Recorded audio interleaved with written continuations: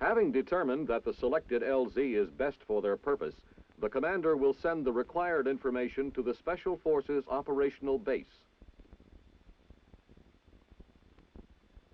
The SFOB will need to know the LZ code name, location, axis, description, open quadrant,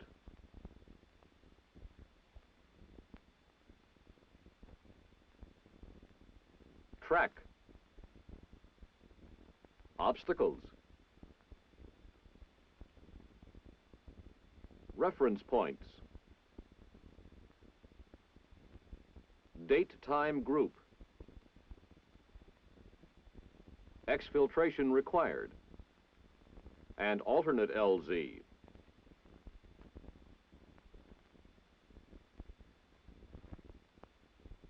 While awaiting confirmation from the SFOB, the commander briefs the command and marking parties in placement of markers. The pattern outlining the limits of the runway consists of 7 marker stations.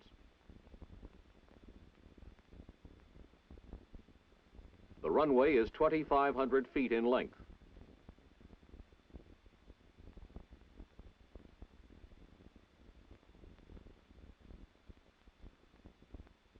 The downwind end of the LZ is marked by stations A and B, which are positioned so as to allow the 10% safety factor.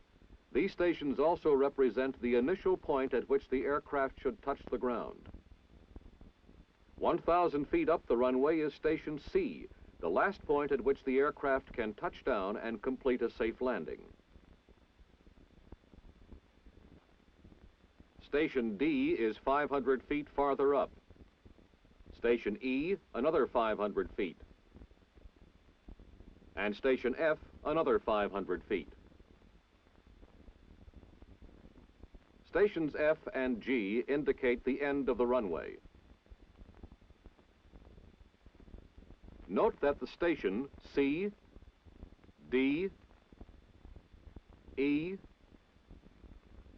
and F markers are on the pilot's left as he approaches the runway. Because this will be a night operation, lights will be used instead of marker panels. The RCL, or Reception Committee Leader, is located at a position approximately 50 feet to the left of Station B. The RCL will handle the signal light. Its color will contrast to those used in the LZ pattern for recognition and authentication, and to indicate the approach end of the LZ. During daylight operations, a smoke grenade or marking panel of contrasting color would be used as the recognition and authentication signal.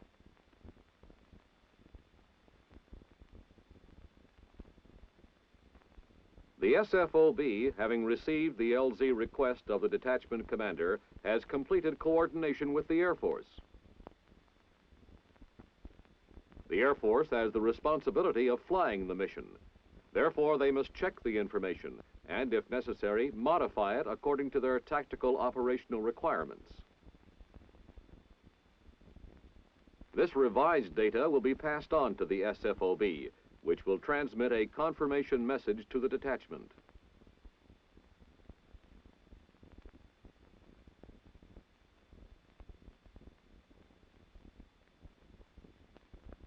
With the landing confirmed, the commander then makes final preparations to receive the aircraft.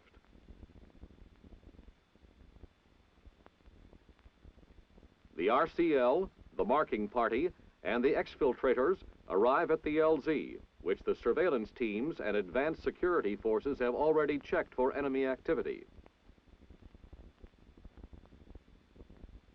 As planned, the RCL, the Special Forces representative, and people to be exfiltrated position themselves in a designated area in the vicinity of Station B.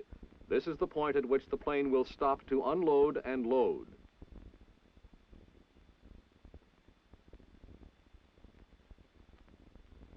Marker stations are established by the RCL to provide for proper distance and alignment.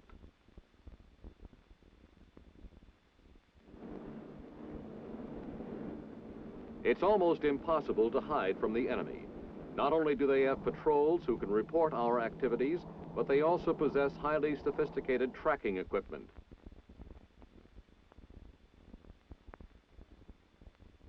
At enemy headquarters, a look at the map indicates the enemy knows the track of the aircraft.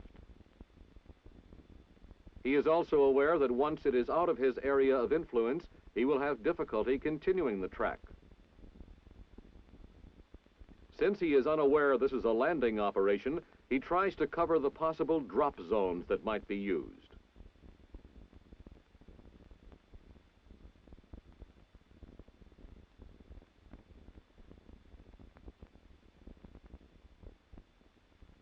Two minutes until landing time. Time to light the markers.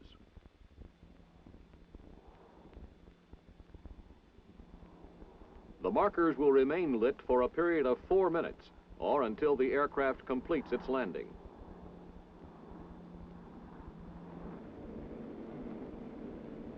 Final recognition signal is given by the RCL using a signal light.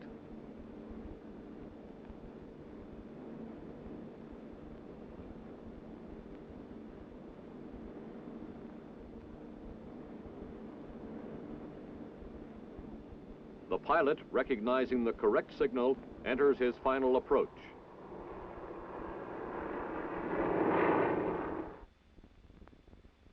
For purposes of illustration, this diagram represents a landing zone in which flashlights are used by the marking party for receiving an aircraft.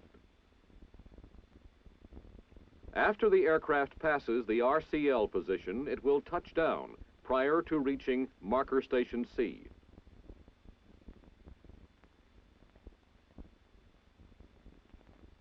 As the plane passes each marker station extinguishes its light, except A and B, which have reversed their lights to shine in the direction of the taxiing aircraft.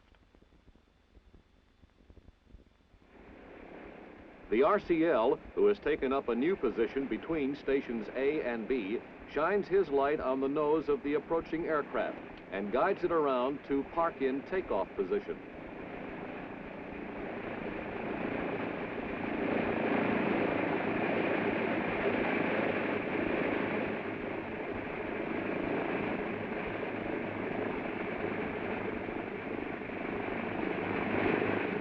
As soon as the aircraft is in parked position, persons to be exfiltrated are quickly loaded aboard.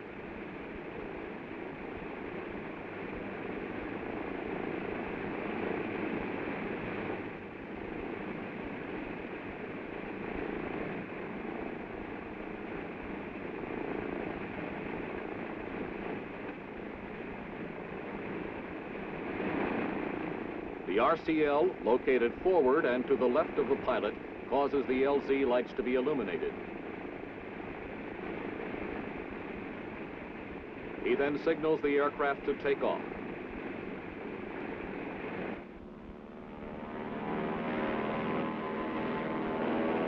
As the aircraft passes each marker station, the light is extinguished.